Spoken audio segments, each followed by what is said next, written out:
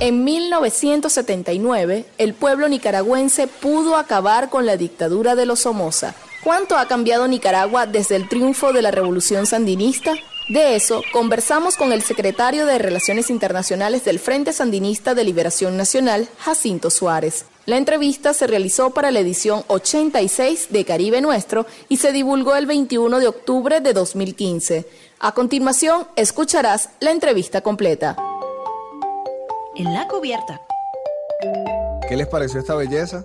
Bueno, Carlos Mejía Godoy es uno de los rostros más conocidos de la nueva canción nicaragüense. Para mí ha sido un grato descubrimiento. Si quieres escuchar más de él, pon en YouTube Carlos Mejía Godoy y te vas a dar un banquete. Entremos en materia.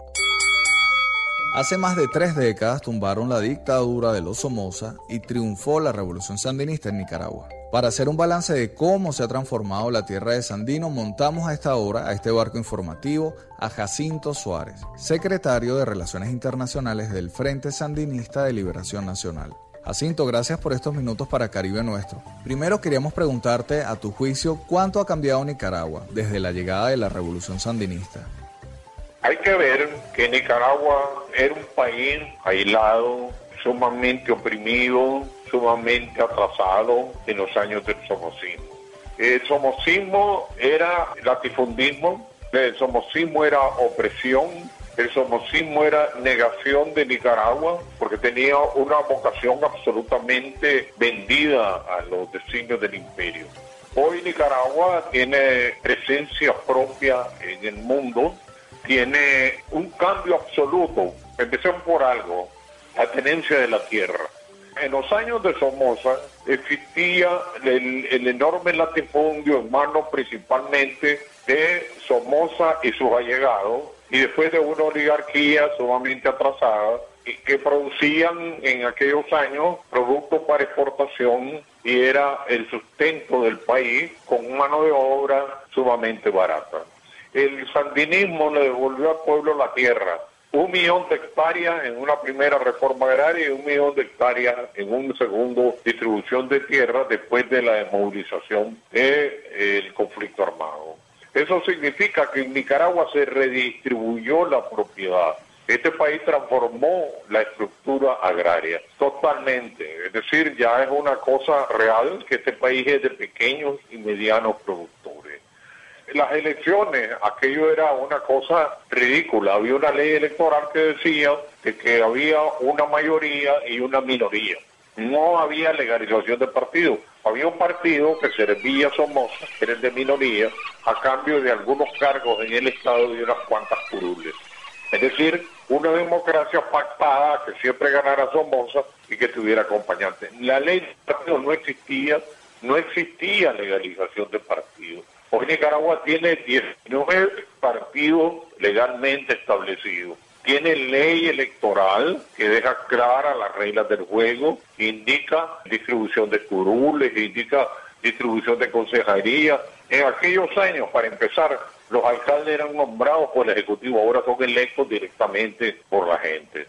En la salud, los hospitales públicos eran los únicos que podían brindar alguna atención muy precaria a la población. Nunca podían cubrir todas las necesidades de salud de la población. Hoy existe un sistema de salud que está al servicio de la población, que había sido establecido con la revolución, fue destruido casi en los años neoliberales y que ahora ha sido restituido en esta segunda etapa de la revolución. La educación venía por lo mismo. Es decir, recordar una cosa, Nicaragua tenía un 62% de analfabetismo. La Cruzada Nacional de Alfabetización del año 80 y después la segunda cruzada de rescate que hicieron, que hizo Nicaragua en 2007 y en 2008, lo han convertido en un país que tiene un porcentaje de analfabetos sumamente bajo con relación. Nosotros le dejamos el analfabetismo en los años que dejamos el poder de la revolución en un 4 o 5%, lo encontramos casi en un 15%. Ahora hemos vuelto a retroceder a los índices anteriores. Es decir, hay alfabetismo suficientemente extendido en el país, lo que le permite a la gente leer y escribir, lo que le da facilidad para obtener trabajo, para comprender la vida, etcétera.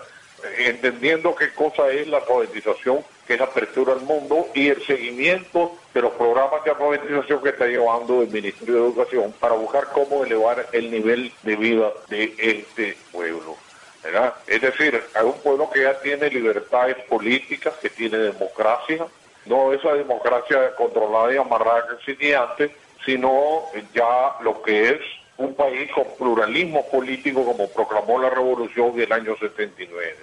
A nivel internacional, Nicaragua ya tiene un espacio, tiene una política propia, tiene un comercio exterior diversificado. En aquellos años solamente se tenía comercio prácticamente con Estados Unidos. Fuera de eso no había una diversificación. Dependíamos exclusivamente prácticamente del mercado norteamericano. Hoy hay una diversidad, estamos teniendo también una política latinoamericanista, de unidad latinoamericana y de integración, que ni soñar que pudiera existir en aquellos años, cuando era el imperio el que dictaba para dónde iba a moverse las relaciones exteriores de Nicaragua.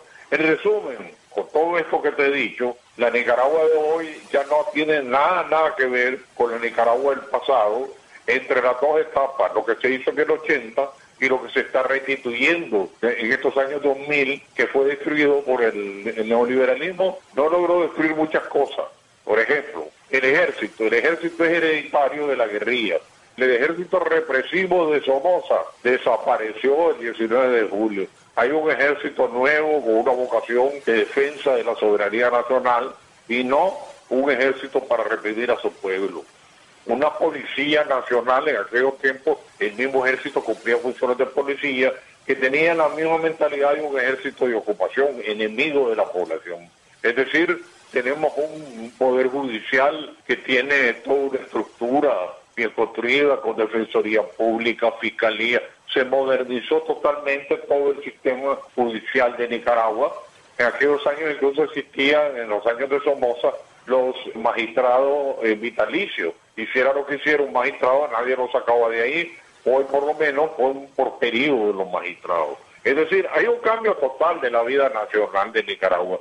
Esta es una Nicaragua totalmente distinta a la que existía en los años de Somoza. Jacinto, qué pedagógica tu explicación. Escuchándote entiendo cuánto ha cambiado Nicaragua. Vamos a ponerle ahora otro toque musical a este viaje por las aguas del Caribe. Jacinto, quédate con nosotros en la cubierta. Disfruten ahora de la banda Los Miserables y su canción Nicaragua Sandinista.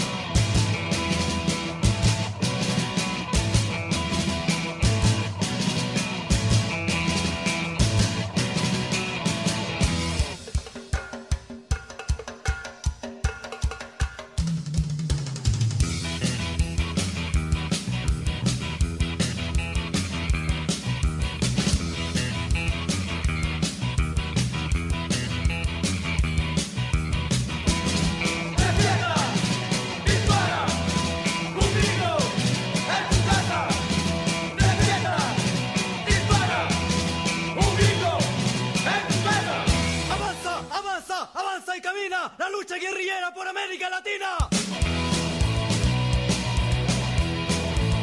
¡Sale, gringo, huevón! ¡La revolución llama! ¡No te quieres dar cuenta ya que Nicaragua es sandinista! Gracias por seguir acompañándonos en Caribe Nuestro. Si nos acaban de sintonizar, les contamos que estamos hablando con Jacinto Suárez, secretario de Relaciones Internacionales del Frente Sandinista de Liberación Nacional. Con él estamos haciendo un balance de las 3 décadas del triunfo de la Revolución Sandinista. Jacinto, los Somozas encabezaron una dictadura de 42 años en Nicaragua. En esas décadas cometieron crímenes y robaron los fondos públicos. Ellos no lo hicieron solos, contaron con el apoyo de una parte de la oligarquía. ¿Cómo avanza el proceso de castigo a los cómplices de los crímenes y robos de los somocistas? ¿Se han castigado?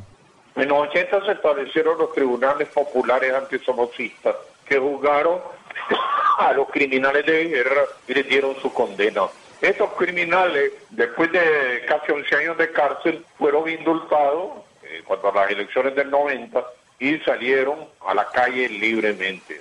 Es decir, aquí hubo esa amnistía, hubo una segunda amnistía después, es decir, aquí ya se ha cerrado, digamos, el capítulo del enfrentamiento interno, buscando que este país camine por reconciliación y paz. Es decir, están echándole sal a la herida todos los días, ¿verdad? ¿Qué más castigo tuvieron los criminales y que perdieron a ese ejército? Que el pueblo los castigó duramente, casi todos ellos se fueron a Estados Unidos con una mano adelante y otra atrás, no tenían fortuna, trabajaban de cualquier cosa, pagaron caro eso, muchos de ellos cayeron cuando la guerrilla los enfrentó, murieron, y después el resto quedó en la cárcel. Después vino el proceso de la contrarrevolución, vinieron todo lo que pasó aquí, pero lo más importante es que este nuevo camino y es un camino de reconciliación y unidad nacional, porque es la única manera de reconstruir un país que quedó devastado económicamente por la guerra de Somoza, contra Somoza, la guerra de los contras y la devastación neoliberal de los años 90, que nos hizo retroceder terriblemente. Hoy el neoliberalismo es una cosa del pasado, el somocismo es cosa del pasado y tenemos una nueva patria que está en plena reconstrucción. Como lo menciona Jacinto, en los años 90 hubo una interrupción del avance sandinista. ¿Qué lecciones sacaron los sandinistas de la derrota electoral del año 1990? Mira, nosotros creemos que los pueblos no traicionan, los pueblos o se equivocan o votan por miedo o por otras razones.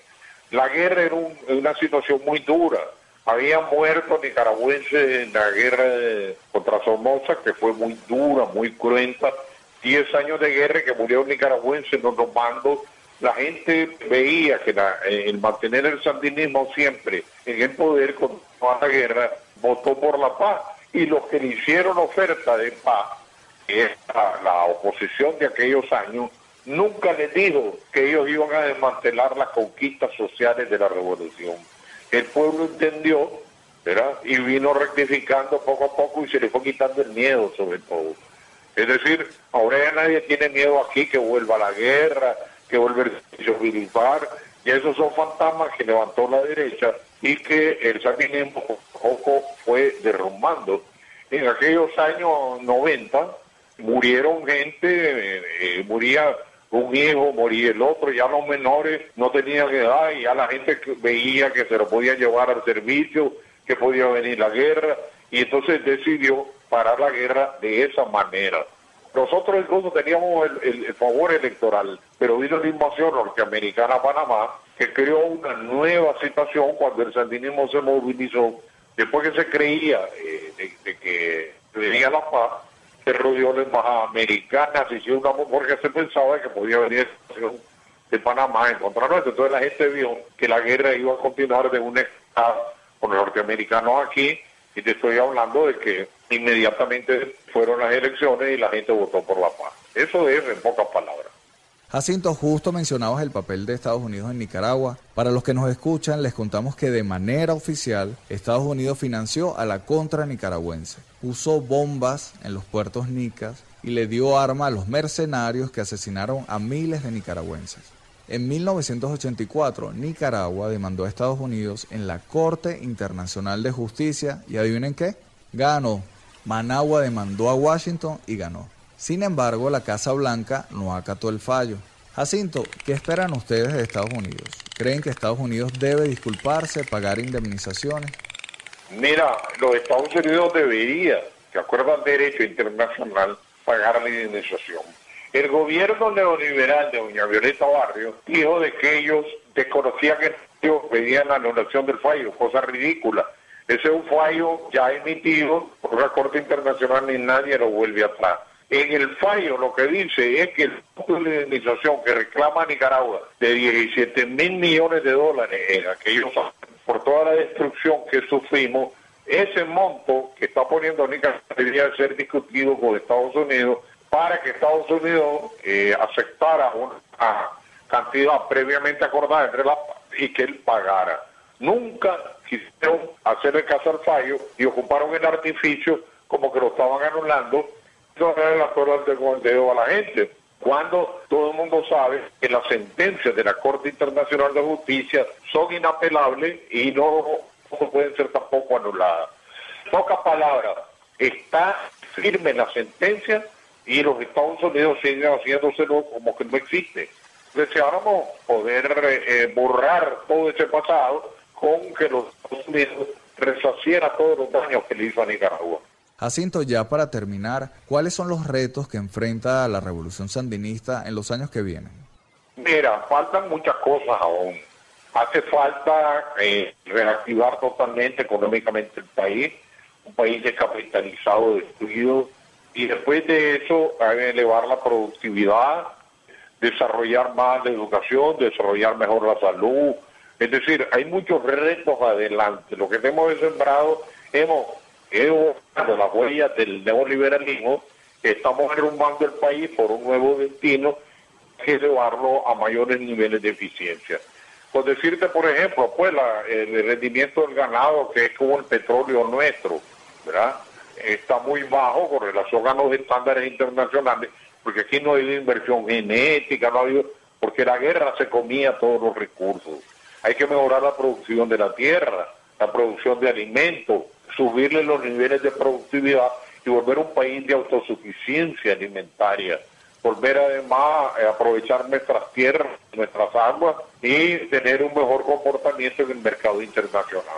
Jacinto, muchas gracias por estos minutos para Caribe Nuestro. Conversábamos con Jacinto Suárez, secretario de Relaciones Internacionales del Frente Sandinista de Liberación Nacional. Con él hacíamos un balance de cuánto ha cambiado Nicaragua desde la llegada de la Revolución Sandinista en los años 80. ¡Cierra la vista! Escuchabas a Jacinto Suárez, secretario de Relaciones Internacionales del Frente Sandinista de Liberación Nacional. Con él hacíamos un balance de cuánto ha cambiado Nicaragua desde el triunfo de la Revolución Sandinista en 1979. La entrevista se realizó para la edición 86 de Caribe Nuestro y se divulgó el 21 de octubre de 2015.